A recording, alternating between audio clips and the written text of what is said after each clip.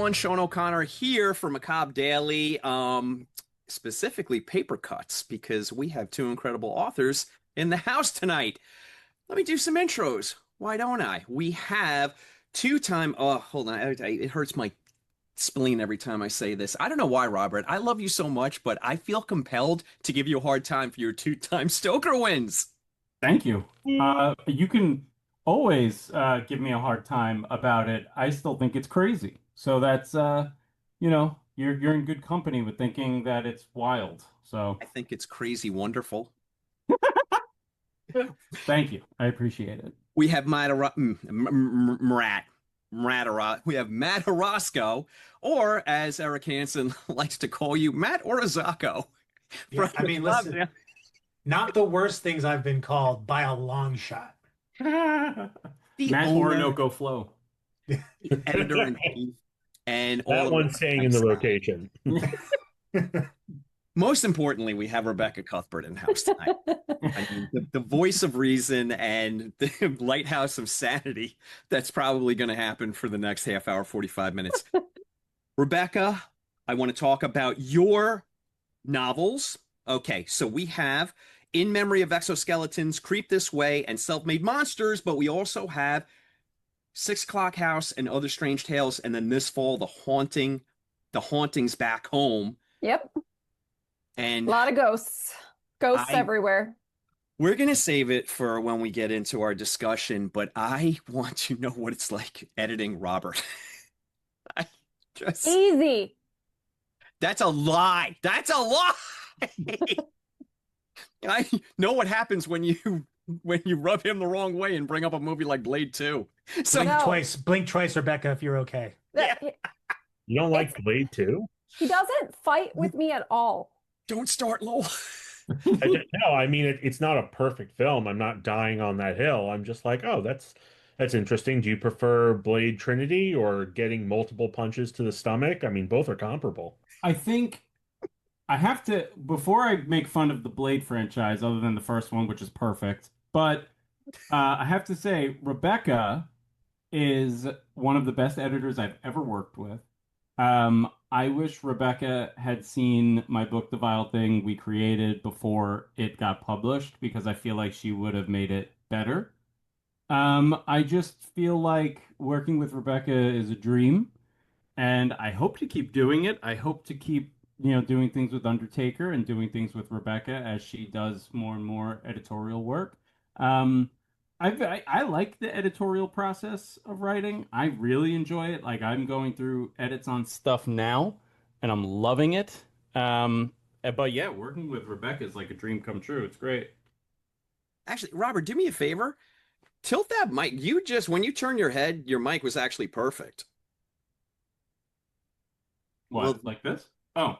Yeah. Like, I don't know, do something crazy, like speak into the microphone. Oh, yes. Hello. Much Can you hear me now, Rubber Dad? baby buggy bumpers. Papi, please. Let me finish my intros, please. Oh, I'm sorry. Look at that sweet face right there. Lowell Greenblatt, who is arguably the best contributor to Macabre Daily. Your articles are incredible. The only person you have nipping at your heels is that young upstart Brian Finnerty. Yeah, but I want to talk Blade 2. So It's not yielding his time. Thank you, Sean. I yield my time. F you. Thank you, Sean. I appreciate it, and I will keep that Finnerty kid in check. That's what I do to the young upstarts.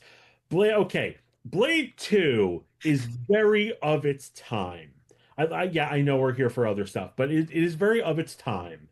But it is also very Guillermo del Toro. Why not? Real quick, then we'll get to the important stuff. But that you got to cross the Rubicon with me, sir. Robert's take that Guillermo del Toro was a hack didn't land great with. I didn't say he was a hack. I said that he's implied. I say he's marginally overrated. All right.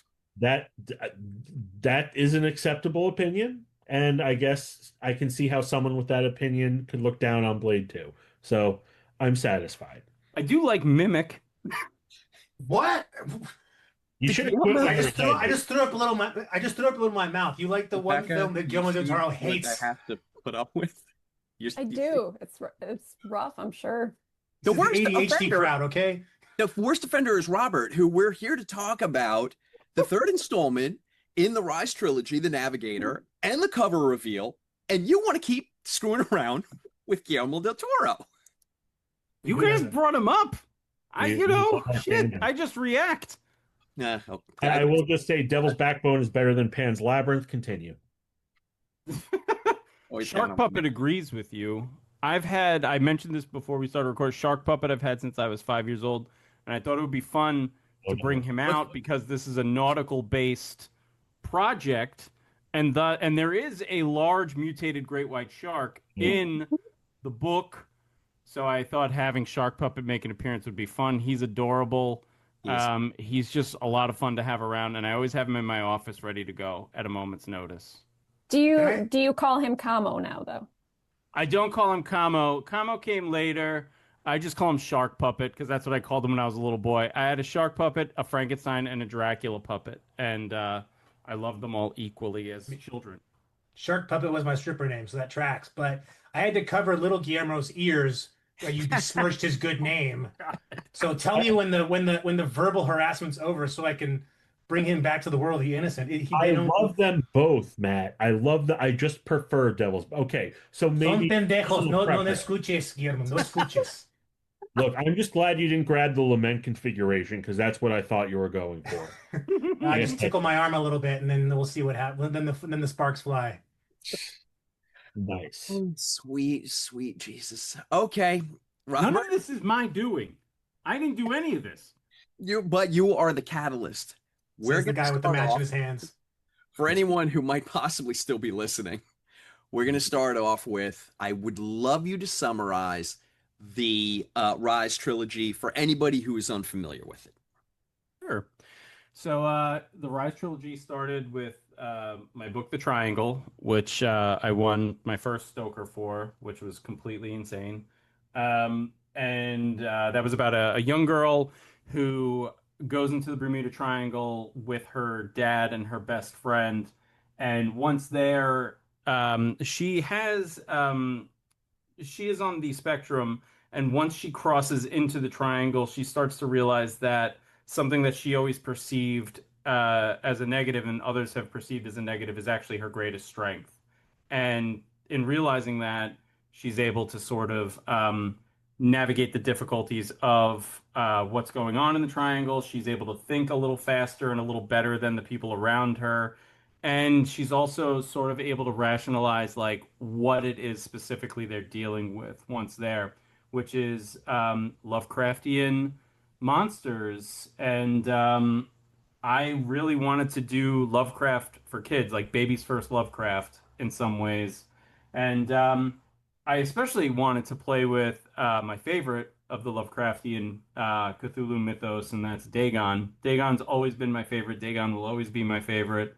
Um, so having Dagon as essentially the primary villain throughout this entire trilogy has been like the most fun because I love writing Dagon and I love, you know, talking about the Lovecraftian mythos. I've only gotten to do it a few times in my career. But so that's the first book. Second book is called The Deep, which really focuses a lot on sort of the creatures and monsters in the book. It's also basically a huge war sequence. It's an extended battle sequence. I was really inspired by the Two Towers in Lord of the Rings. I wanted to challenge myself to write kind of a big war sequence. So it was just really kind of me pushing myself to do that, while also kind of expanding the world a little bit more and kind of highlighting that the lead character, Azlynn, who's named after my niece, is special, but she's not the only special person in this world. That there are other people who can come together, and you know, whether you have a gift or not, you can contribute and help. Is kind of the theory behind the Deep. And in this new one, the Navigator, Azlynn and her company sort of find one another again, they sort of prepare for what is essentially the final battle between Dagon and those still living in the real world. Though the world has become flooded, sea level rise has completely drowned the entire planet. There's very few areas where actual land exists. If any, I mean, you don't really see any in the books, but there are skyscrapers, and the third book takes place in what would be the remnants of New York City. All right. Exciting as hell, bud. Thanks. It's weird and dark. The third book, I get to go a little darker than I expected to when I first started writing it. I think Rebecca would probably agree.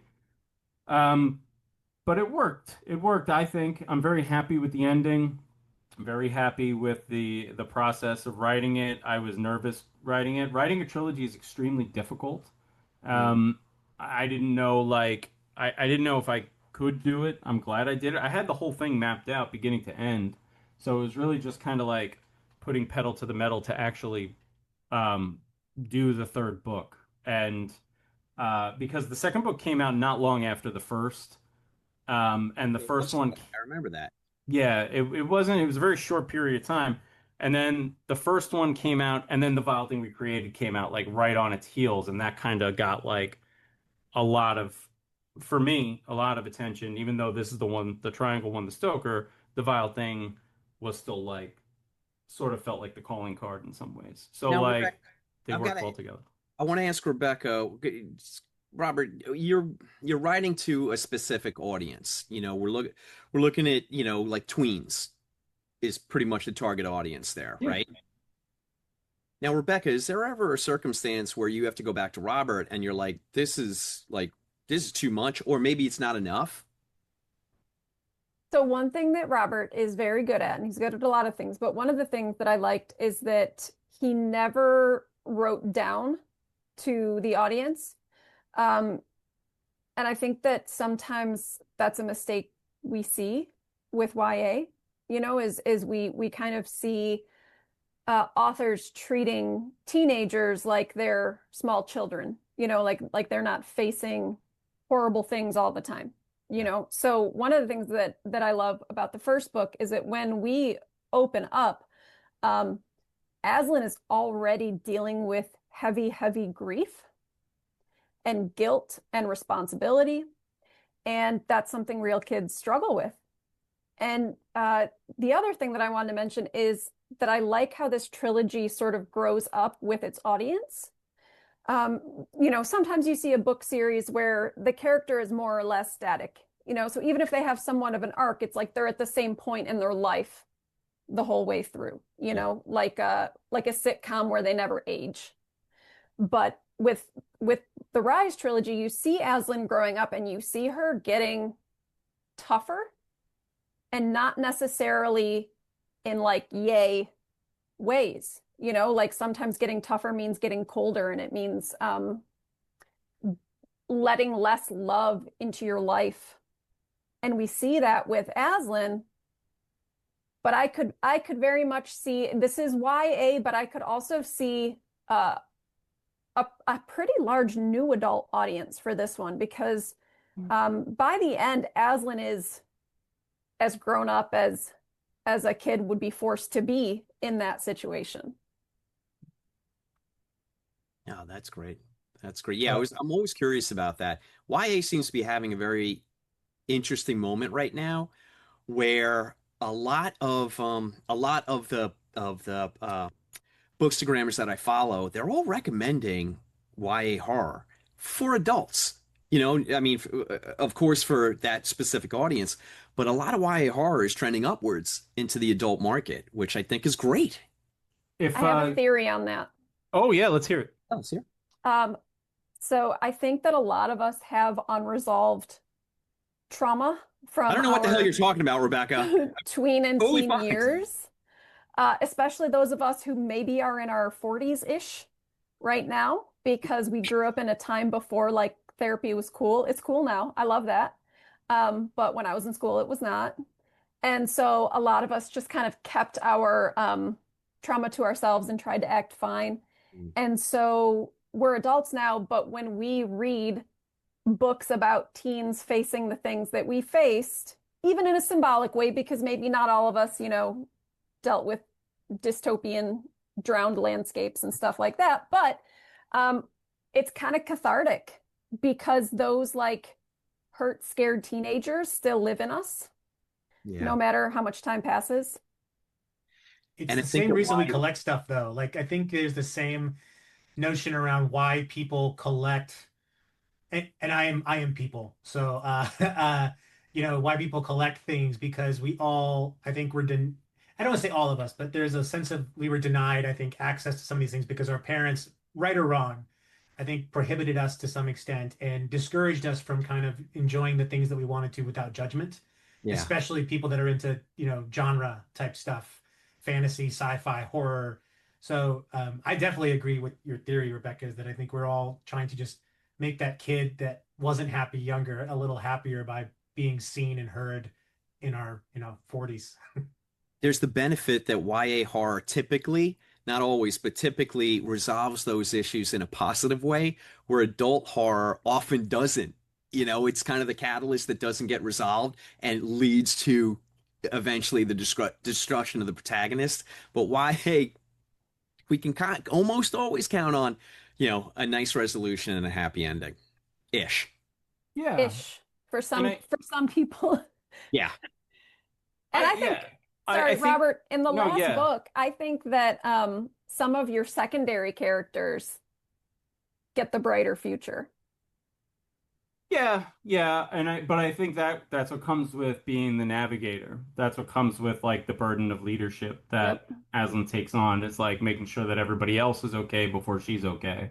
And I think a lot of um a lot of young women, I think, do that. Teenagers, I think moms obviously do that. I think women in general do that. They put the needs of others before their own needs.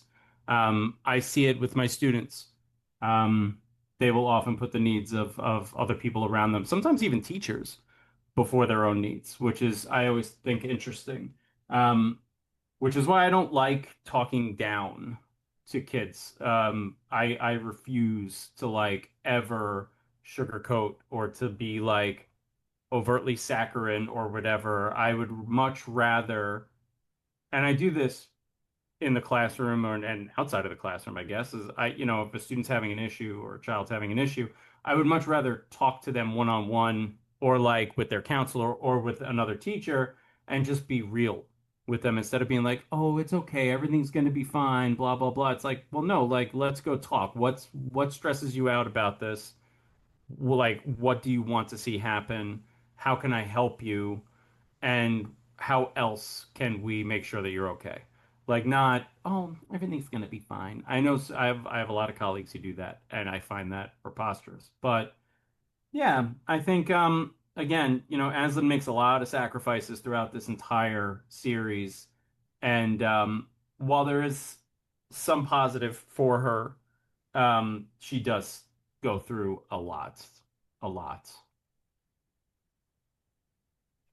Well, Robert, I want to ask you something a little about this being the third book. What does this mean to you as it's the finale? But also, it sounds like, you've been with these characters for a while, right? So, what does it feel like to close that chapter, pun It feels intended? like a little sad. I'm gonna miss the world. I'm gonna miss Aslan as a character. I'm gonna miss all of her like co-stars. There's one character in particular that I based after the actor Deep Roy. Do you all know Deep Roy? Yes. Yeah. Yes. So I based a character on him after rewatching Eastbound and Down, and I was like, oh man. So I'm gonna miss him a lot. Nyack, um, I love his him. name is. Yeah, he's a little um maniac. He's kind of crazy. I love him. Mhm. Yeah, he's wild. But yeah, no, I love him. I love everybody. I love so many characters in this. He doesn't appear until the second book, and I had the most. He's what got me through the second book. Because the second book to me was like, okay, I have to build the world and do this. But then it was always like coming back to Nyack. I was like, oh, I'm having fun writing you because you are out of your mind. But yeah, I'm gonna miss him a lot. I'm gonna miss Aslan's connection to the old ones too. And I feel like I want to play with that more in the future with my writing. Have some sort of I really like to go full Lovecraftian with something at some point. I don't know that I ever will. I certainly am not going to in the next 2 to 3 years. But I think eventually it could be kind of fun to come back and go full Cthulhu, Dagon, and all of that King in Yellowy vibes and stuff and I'd get love real that. crazy. That would be great. I really think you should. I mean, not that there's so much Lovecraft in the trilogy, but I would kind of love to see you do it unbridled, just really have at it in an adult novel. That'd be pretty scary and wonderful. Thank you. Yeah, I the one well I wrote one short Lovecraftian story that was like an end of the world kind of thing, and I wrote a Lovecraftian short story for an anthology that was Call of Cthulhu about Winnie the Pooh. Um, and my story, I remember the editor was like, yours is one of the only ones that has like a true kind of sweet Spielbergy ending. And I was like, good, mission accomplished. But it was still really dark and really messed up. The But in the honey, end, it not bad. What's that, Lowell? the honey out of space. Yeah. Piglet the Reanimator. Yep. There was, I think, a good Figure on the reanimator. doorstep. There was a reanimator riff in that anthology. I don't remember who did it. Yeah, it might have been like John Linwood Grant or somebody. I can't remember, but it was very good and it was a lot of fun. That was a really fun anthology. Well, don't tell the Pooh Blood and Honey people about your Cthulhu idea. They're making a third one and Richard Stanley's writing it. So I cannot believe that. I was like, did I read that right?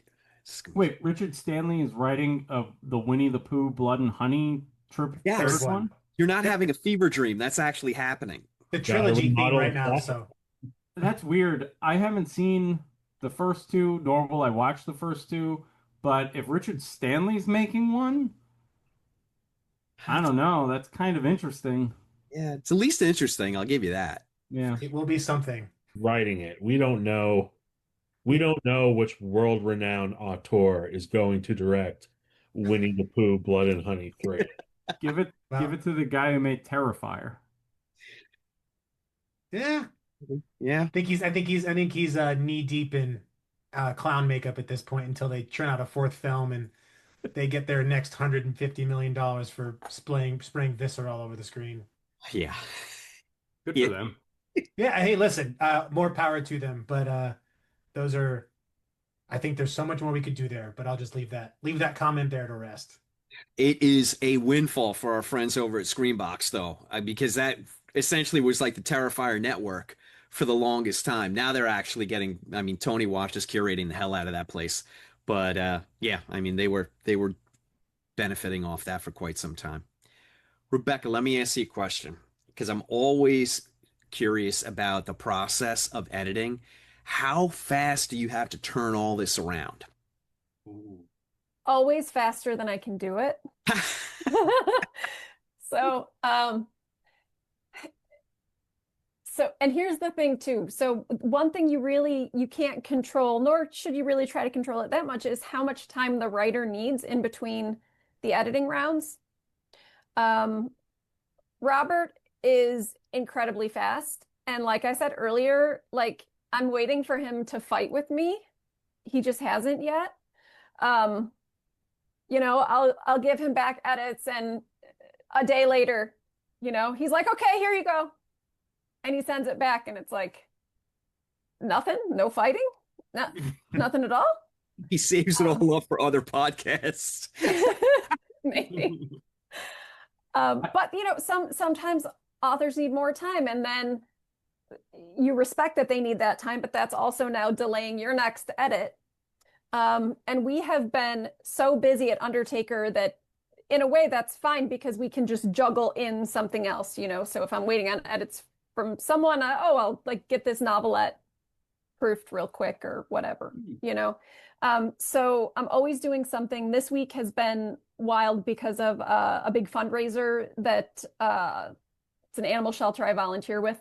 So that has been like no editing this week. So last week was a ton of editing because I had to get a bunch back to the guys at Undertaker, Joe and Cyan, before all of this madness. And then next week I've got to get ready for the semester because my day job is teaching creative writing. Oh, fantastic. Rebecca, is the fundraiser over? No, it is this weekend, and I, like a dum-dum, sort of volunteered to take over the bake sale portion of this. So like that is going to be. If you'll email us any information, the link, more than happy to put it on our social media for you. Thank you. Thank you. I spent 7 hours making pickles yesterday. It's time well spent. Pickles are delicious. Unless Send you're them to Tremblay. But Send I them to did. Tremblay. I gotta think of something to bribe them for. Like what are you gonna trade me for these pickles? I charge $9 for these pickles, sir. Ooh. $9 per pickle? Yeah, no, for a jar. For a Per pickle jar. would be wild. But like we got to pay those vet bills, So, Yeah. but anywho, while I'm making pickles, I couldn't be editing, and so Joe and Cyan are like looking at their watches and like sending me polite little nudges, and they're polite because they don't make me mad ever. They're like super nice to me. They're a dream too. Yeah, Like they're they lovely. could not be sweeter, could not be nicer. Like, all right, can I tell the story about the thing with the with when we did the big drive for the charity Sure. stuff? Sure. So we were talking, and I don't remember exactly where it was, but something had just happened, something horrible in the world had just happened, as it has been Take your happening. pick. Yeah. Yep. Every And day. I was like, could we donate?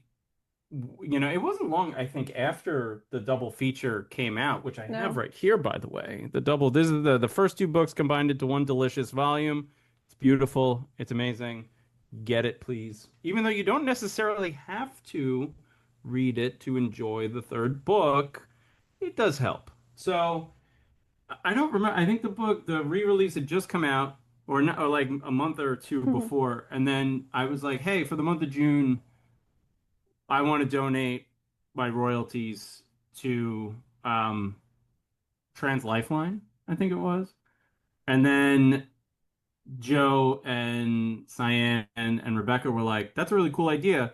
We're going to donate royalties to here. And then everybody else kind of was like, hey, I want to donate to this. And it Yeah. was like, this is really awesome. So Almost I hope we get to- every author jumped on, and they all like picked a charity. It was so cool. It was amazing, and I hope we could do that again. This comes out September 19th.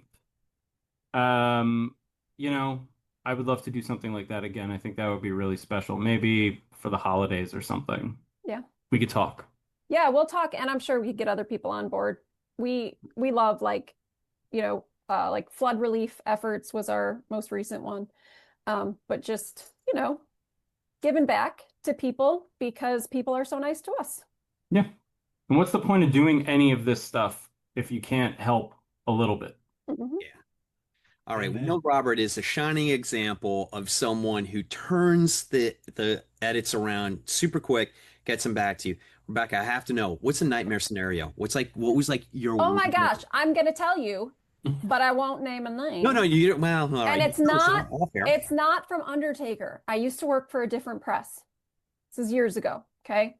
And I started there doing like acquisitions, and then I moved into editing. And this actually was not my edit. The publisher had hired a contractor in to do these edits. And he was not cheap. He was worth it, but like the publisher had kicked out some money to get this edit.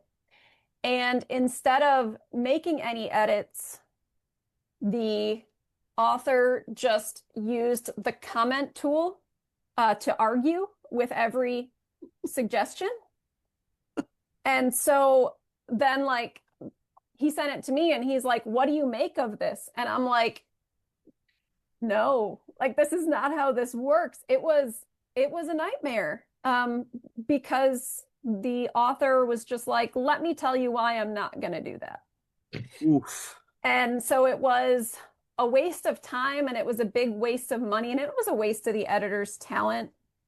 Uh, it wasn't great. That was probably one of the worst that I've witnessed as an editor, even though it wasn't my particular edit. If it would have been my edit, I'm sure I would have been like so mad.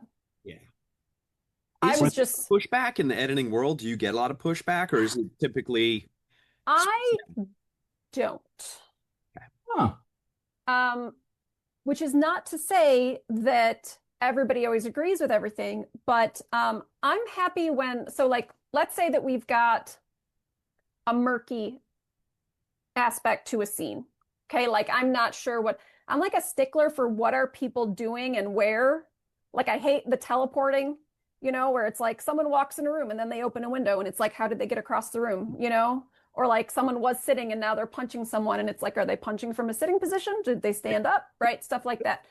So if we've got murkiness and I suggest one fix and the person doesn't like that, but they have a third idea that solves the issue, but in the way they want to, that's awesome. I'm always happy for that. So it's like, you can do what I say, or you can come up with another idea to fix it, or you can tell me why I'm wrong. And as long as you do that nicely and you're right, then, we can just check that off and move on to the next. All right. I'm always fascinated by this stuff. It's like when I talk to directors and actors, I always want to know about the shoot, how the sausage is made. That's the interesting stuff for me. I just to the editing notion, I have a book. I'm not allowed to announce who it's going to be with, but I've had to chop it down a lot. And it was, when I submitted it, about 98,000 words, and I'm chopping it down to 85,000. That is a lot. Yeah. And it's been like, honestly, very fun to do because all the editing that I've been doing, and the person who asked me to chop it down is a great editor themselves. And so they were kind of like, we would rather you do this before we get to it because you know better than we do what you're comfortable taking out. And I was like, oh, okay, cool. And I'm so close to being done after like 2 weeks of going through it. And it's been really fun to do because it's been like just taking action and like condensing action and like changing tags to dialogue and stuff. And it's like little things that you don't think would make such a huge difference when it comes to word count totally do. And it's been really cool. I love the editorial process. I really do. Because it's like, oh, cool, your job is to make my shit sound better. Cool. Like, that's why I don't have a problem with working with editors, because it's like, oh, that's literally all you're trying to do is make this as good as it can be. Yeah. Why would I ever in a million years fight back? You know what I mean? Like, it makes no sense. It makes me feel like the story that you told, Rebecca, about the guy pushing back or the woman pushing back, whatever. We don't want to gender them. But that makes me feel like they were a first-time author. That feels like a first-time author thing. That feels like an MFA person pushing back. Maybe I'm wrong. You can tell me offline. I'd be very curious to know so I could avoid them. No, I'm just kidding. But I think you get bad editors sometimes. So Robert said it well. Like a good editor tries to make your work the best it can be, but they make sure that it's still your work, And I think that sometimes you get people who way over edit. They change too much. They kind of make it more what they want instead of what the author wants it to be. So instead of like enhancing what's already there, they're trying to rewrite the person's book. And that's like ethically messed up, a waste of time, and an insult to the author, I think. Yeah, then it gets reviewed and the review is like, I couldn't find the author's voice. And they're like, yeah, because it got taken out. Yeah, the author's like, me neither. Yeah. So, yep. That stinks. I've had that happen on short stories, and it's like particularly hard to be over edited as an editor because like what's too much and that's too much. But with like one-off publications like that, I'm often like, is this a battle I want to fight or not? Yeah. Because I always feel like I get the last word because when I put it in a collection or something, I always friggin' change it back to what I want it to be. So, I'm so glad you said that because I was just gonna say the same thing. I had a story published in an anthology that had a very, what I thought, poignant, ambiguous Paul Tremblay-esque ending, and the editor was like, "No, make it more definitive." So I was like, "Okay." So I changed it, and then now that I'm like, "Oh, I have another collection that could be going out soon," I'm gonna make it the real version and put the good version back with the ambiguous ending, yep, and there you go. yep. I mean, are author's cuts normal? Like, I mean, and I say author's cuts like in a swapping out for like a director's cut, right? Where you have, people that, because studios do this all the time, sometimes for the better, sometimes for the worse, but they're always making cuts to ensure a film, I Mhm. think the intention is often good. I'm going to give them the benefit of the doubt, but is there a space for authors to say, yeah, I mean, I appreciate the edit. I'm going to go, at some point release my own version of this the way I intended. Yeah, I mean that's actually what That's Undertaker fair. kind of did with this, with the double feature. I got to revise some things and expand some things and add a little bit here and there. It was awesome. It feels like, there's some director's cuts of movies, right, that are like, here's an extra half hour of footage, and it's just like, okay, cool, like that's great. And then there are like really great director's cuts, like the Zodiac director's cut that adds like 4 minutes to the movie. You don't even really notice it, but those little extra things are chef's kiss so good. So like I like that, the little, the more subtle director's cut versions of things. So that's kind of what we did with the double feature. I feel like there's a little bit added here and there, a little bit more that got, little extra added special sauce. But there are authors who get to do stuff like that. There is, I know, some authors will have like a short story based on a novel that they did, and then eventually when they get the rights back, they can sort of like release a new version of it that has that short story with it. So, there is always exciting stuff that can be done like that. That's always really cool. I got to do that with one of my other works. With my new collection that just came out. I have sequel to the two of my books in there, where I got to take those two properties and combine them into one corny, Sleepy Hollowy cuckoo bird story. By the way, my wife is still waiting on that sequel that you to the Sleepy Hollow Gang. It's like Family Guy in my house, and she's Stewie, and I'm Brian. Where's my sequel, Ottone? Where's my sequel? You gonna give me Well, my sequel? I could tell you, the Sleepy Hollow Gang, there is a publisher who is looking at it right now to republish the first one, and they are somebody that I've worked with already. So if they go for the first one, I would be all about doing a sequel with them because it's just a fun world to play in. Let's talk about the cover for a sec, oh, I'm sorry, Lowell, were you gonna say something? No, yes. Well, first I was gonna say, I told Robert, but my wife's a teacher, and she taught the Sleepy Hollow Gang in class last That's year. awesome. That is awesome. Yeah, and she loved it, and the kids really loved it. A lot I of did kids not. said it was their favorite book that year, and she's like, "I want a sequel." And there's a short story sequel in Tear Me Open, the new collection, but she's like, "No, I want a full sequel." I'm like, "I'll pass it along." Where's my Pushes sequel? you up against the wall. It's like, tell them we want the sequel, lol. The thing that really sucks is that I have like almost 100 pages of that sequel written, and I just am not happy with it. Like I'm so unhappy with it. Send it to my And wife. Give you notes. honestly, man, like I would love that because I have an idea for like how I would do it instead. I just need the time, and like that's like the one thing, because I've been teaching summer school. I've been working on two things this summer also, and it's like flop. Like be having time to go back into other things I just haven't been able to do. But I do like the way that the first Sleepy Hollow Gang book ends. Like I really love the way that that book ends. And I really love those characters too. So it would be fun to come back in a more traditional sequel as opposed to like go kill the Cobb Man. Which I did enjoy. I did enjoy having them kill the Cobb Man. But yeah. Nice. Let's Uh, talk about the cover, if you don't mind. Just because it's Alexis, right? Yeah, Alexis Macaluso out of Michigan.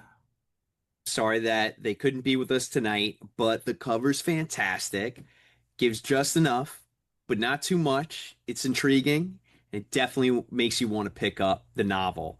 So kudos, well Yay, earned, Alexis.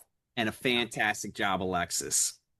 She's amazing. I've gotten to work with Alexis a few times on covers. I've told this story a couple of times, but she did the cover for The Vile Thing We Created I also. love that cover, by the way. Holy cow. That's how Thank you. I found you. Yeah, yep. And she like came in at the last minute for that book and was like, I have three concepts. I'm gonna do like whichever one you like the most. And I was like, I like that one the most. And she made that over the course of like 2 weeks or something like that. And she like still won't tell me who the couple are on the cover of that book. I have no idea. I hope she never tells me. But she's very versatile.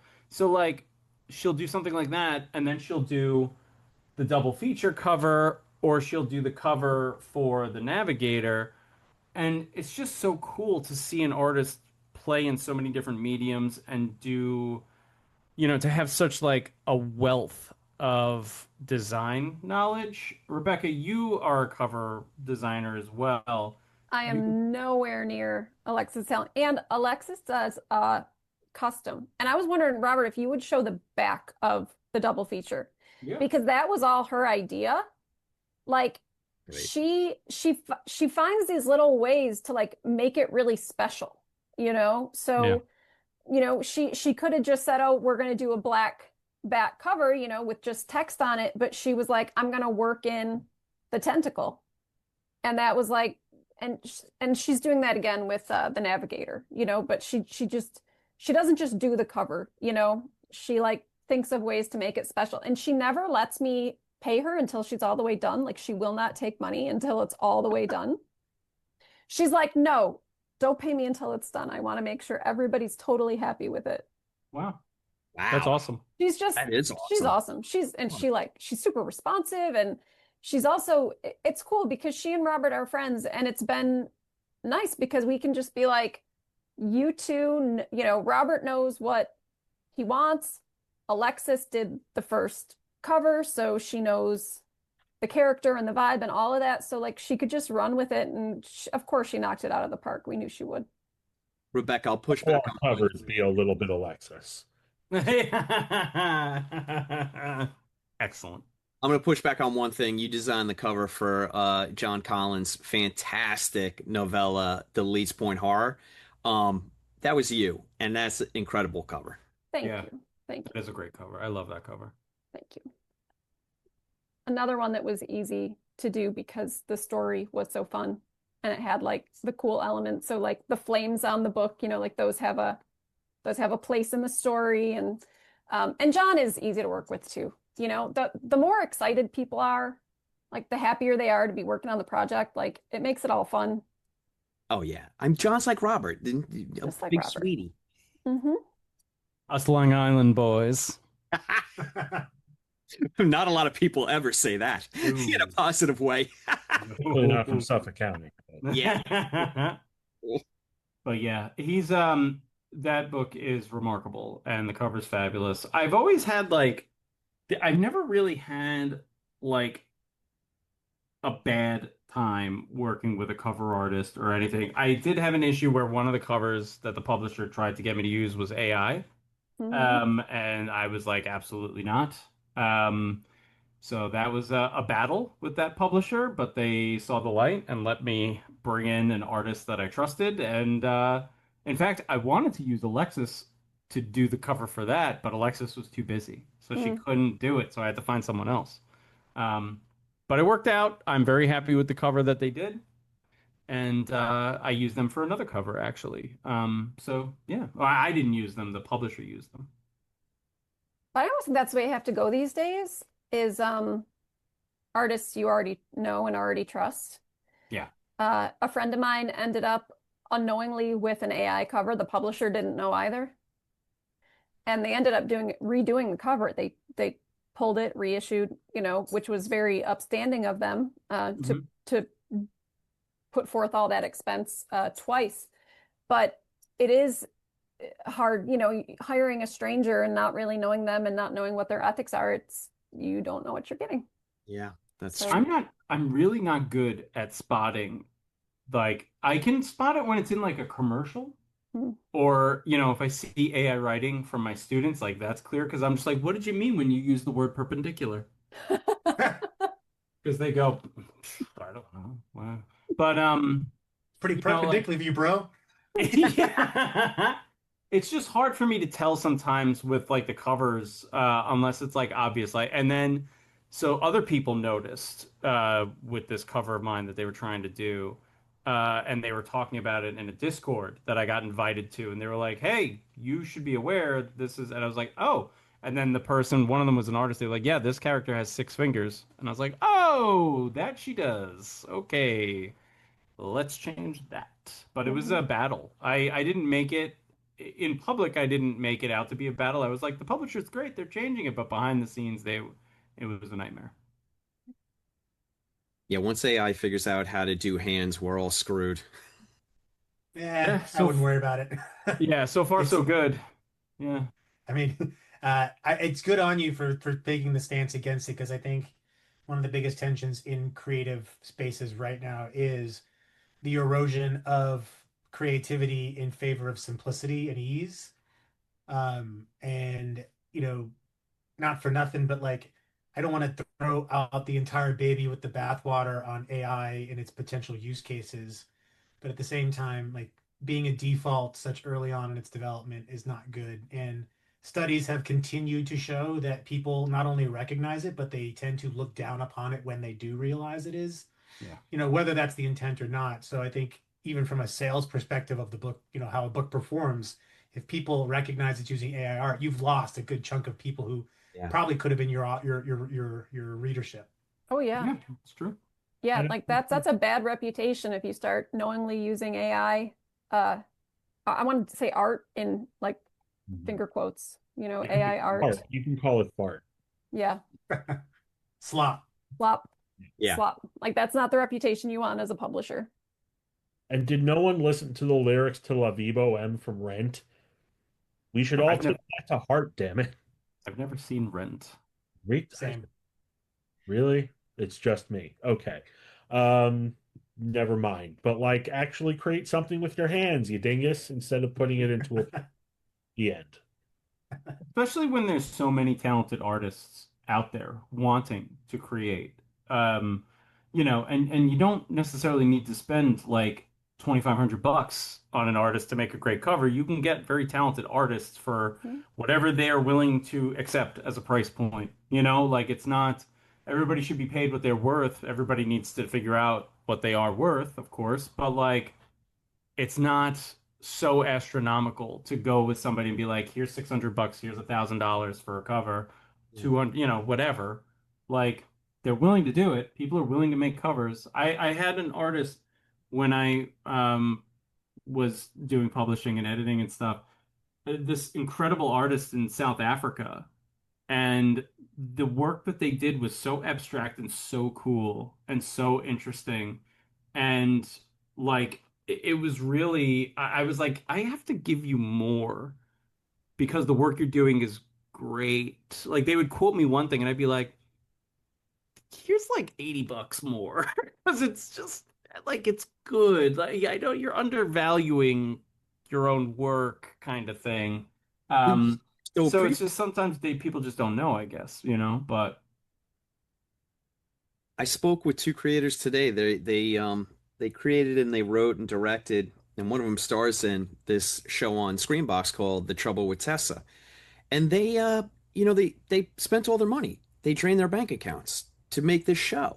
And it's like, I mean, I'm old enough that I was in Manhattan when you would have artists just, all over Alphabet City, just paying whatever they could, living, kind of in squalor because they just wanted to create. They wanted to paint, or they wanted to write music, or they wanted to do something like they, you suffer for your art, and hopefully it leads to something beautiful. And then the flip side to that is some dingus who, with a couple of keystrokes, creates bullshit, Yeah.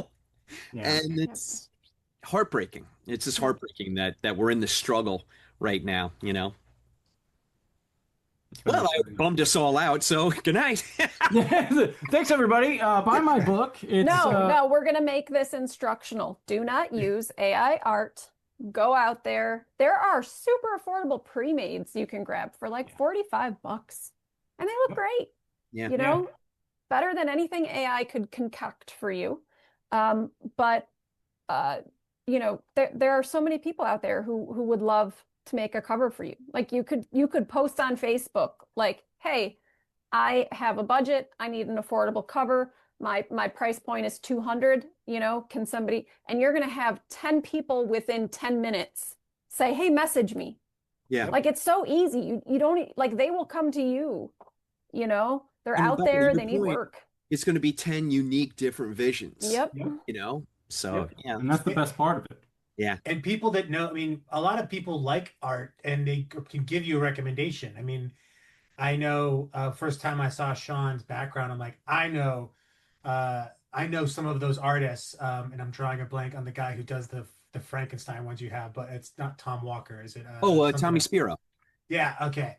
But I and Robert Samlin is there's Legend of Seven Golden Vampires right there. It's like I know this because so like if you know people that have cool art, they probably know the name of that artist and that probably know how to put you in contact with them. Yeah. And that's how you get. I mean, I think it'd be people would be surprised who will actually do work for them, especially if you do have something that aligns with the artist and what they believe in.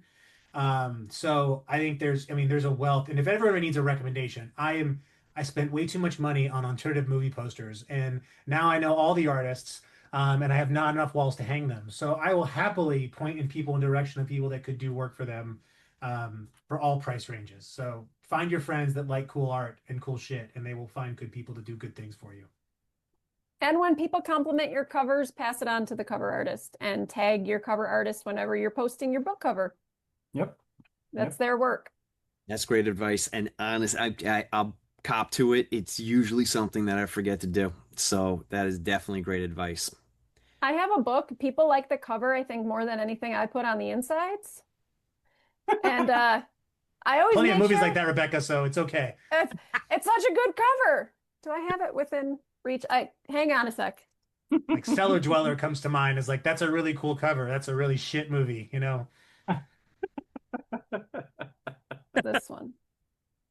Oh, I love that. That's book, cool. though. Oh yeah, that's very cool. It's Chad Lutzke.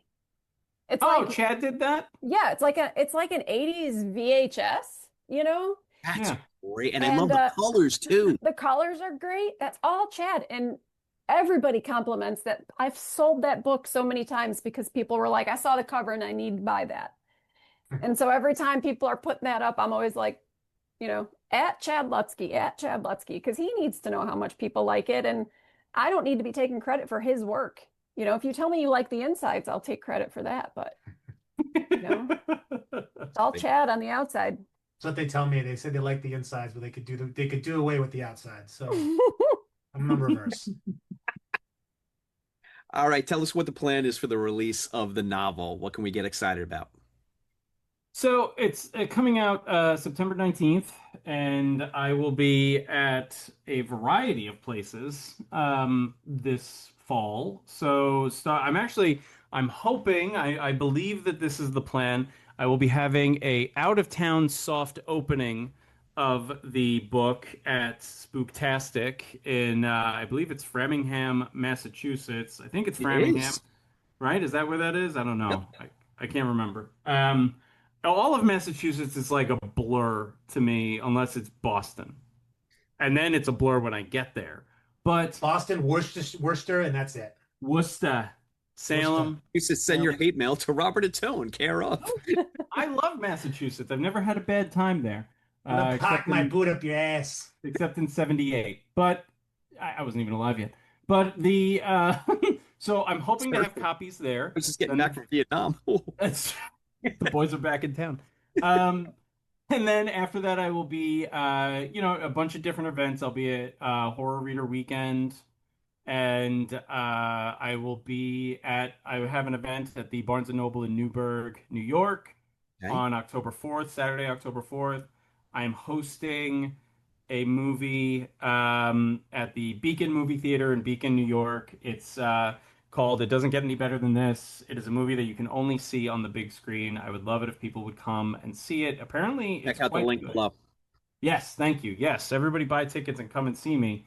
But the real, the plan for this is to really just like, because it's back to school, right? Like it's coming out like kind of at that perfect time for kids to possibly pick it up and read it, um, especially with spooky season right there, right? This is going to be very special that it's, the end of the trilogy for me. So I'm hoping people like it. I'm hoping kids like it more than anything else. Kids who have read the other two. I hope they like this one as well. I like this one a lot. I'm very happy with this. Like I was really happy when I was writing this and really enjoying everything going on. So I just hope to see people at different events. I hope people pick the book up, and I hope everybody is happy with how this all comes to a close. This is the way Aslynn's world ends. And it is a dark story, but there is some hope, as a good YA story should have at the end of it. Fantastic, man. I think that's wonderful. And I know people are going to buy the book, and you'll probably be standing on stage at StokerCon next June, God, making it a trifecta. good Lord. That would be Fingers crossed. Let's take a run at it. You too, Rebecca. There's room on that stage for two. Hey, I was in the back screaming, jumping up and down this last time. So I was will at be home dying of FOMO. oh, I will be there next year, jumping up and down again, I hope, Same. for Robert. And it is available for pre-order on our website. Oh, and please So, take a look at the yeah. link below if you want one-stop shopping for that pre-order. Right Mhm. down below. Yep, and you can order all of them together if folks haven't gotten the first two yet, or if they have older versions. You want to get the updated. You want to Yeah. get the double feature. Yeah, the double feature is absolutely the way to go, for the expanded content in there Mhm. alone, but in the new presentation is so much better. Like the editing is stronger. It's just everything about it. The formatting is better. The cover is light years beyond the original. Not just because Undertaker as a publisher actually wanted to put the fact that I won the goddamn award on Love there. it. Oh, heck yeah. We Unlike were the like, previous one. that brag sticker is going on. Hell yeah, man. That's hard earned. You have yeah. to have that on there. And we've got, Stoker winner, Robert, everywhere. Everywhere we can say two-time Stoker Award winning author, Robert Piatone. We're going to say it. And Robert, I just want you to know every time I see that sticker in a bookstore, I'm going to take my pen and put Stroker winner. That's fine. That's fine. As long as you buy it after you deface it, that's fine by me. Do whatever you want. Wait, I don't get it, Sean. Could you explain the joke to me, please? I'll tell you yeah. after. Hang on, write it down. Yeah. I'm going to Tell take you notes. after. I have to borrow the shark puppet. Reference to the Adult Swim show Stroker and Hoop. Oh, wow. What a deep cut. See? One of my Hey. friends worked on it a while ago, and I'm like, he brought it up one day, and I'm like, oh yeah, and then I immediately forgot about it again. Like, what was that other one with what's his face from Tenacious D? Heat Wave and Sync. What the hell was it called? Oh, he Jack? and Jack. Yeah, it was a pilot that never went anywhere, but it's a glorious pilot. It is good. Vision and Jack. Yeah, that's Keep it. vision is like Owen Wilson is a sentient motorcycle. The role he was born to play. That's true. Wow, wow, wow, wow, wow, wow. I feel like, if you like Lovecraftian stuff, you'll like this book. If you like, coming of age stories, you'll like this book. If you're already an adult and you enjoy reading stories with younger people in it, you're going to like this book. I wrote the first one when I was getting my MFA. and the amount of pushback that I got from the college was crazy. Did you mail them a copy with the sticker on the front? You should. When I won, the night that I won, I emailed the professor and the head of the program, and I was like, not only am I the only person in our program who's actually published, but I have won the genre's top award with the book that you all told me was not going to do well. Oh, So thanks very much. Did you end Suck that with a it, suck it? Yeah. Robert. I wanted to say suck it so bad, but some of them were nice. And I might suck it, not you and you. You know, you're cool. Suck it respectfully. Yeah. There's Yeah, one of them I respectfully, might. it's always fine. There's one of them I might need for something in the future, so I'm nice to her. And then you do the Generation X sign, you go boom, and then you just walk off. And then smoke all of a sudden comes out of nowhere because that's exactly what happens when you do that Generation X sign. I do the full X-Pac one where I jump in the air and do a split and do it. That's what Oh, see, now that's how you get a fire hazard, Robert. That's how you start a fire that you have to explain to people. So that sounds like their problem, not mine. You don't do that now in October at the movie night. I'm going to be so disappointed. Oh my God. I am so excited for people to come to that. Get your tickets now, folks, and come, and I'll sign a copy of The Navigator with a beautiful cover by Alexis Macaluso and brilliant editing by Rebecca Cuthbert. Thank you. Woohoo! We wish you the best of luck with the novel, but you're not going to need it. Robert, come on. I mean, you are just churning out the hits left and right. Rebecca, this is the first time that I'm meeting you. Boys, I don't know about you if you've met Rebecca before, but this was fantastic. And I really did enjoy our time together tonight. Thank you so much for inviting me. It's been awesome. It was great. All right. The 19th of September. Yes. Book 3 in the Rise trilogy, The Navigator. Yes. Look at rub that Stoker sticker on the cover. Why don't you? All right, if you everybody. do that 3 times, I hear that Robert Ottone pops out of the cover and grants you 3 not wishes, but he will find 3 food items. It's true, and then I will eat them. Yeah. He bequeaths unto you your drag name. No, there you go. Oh, that's a good one. Mine is butter emails. Before we go, we're just going to trigger Robert. Is there any truth to the rumor that Glenn Powell will be doing the audiobook? God. Well, I don't know. I mean, is he a bigger draw for audiobooks than box office? Because if that's the case, we might sell 3. I'm just surprised that Mayonnaise can talk and can narrate an audiobook. So, Thank you know, God someone said it. I mean, but Yeah. Matt, come on, right? he's like he's not even like Mayonnaise. He's Miracle Whip. Like he's got a little sweetness in there that no one asked for. And they haven't penciled in for the Blade 2 remake, so he's the male Kristen Bell. Ugh. Guillermo, little Guillermo didn't hear that, okay? Kristen Bell taking shrapnel. She's like, what did I do? She exists. She's Black plain white Shepherd is bread. right there. Yeah, I'm with Robert on this one. Her role was perfect in Forgetting Sarah Silverman because that's exactly how I view Kristen Bell as a person. Even could be the nicest person in the world, no fucking clue.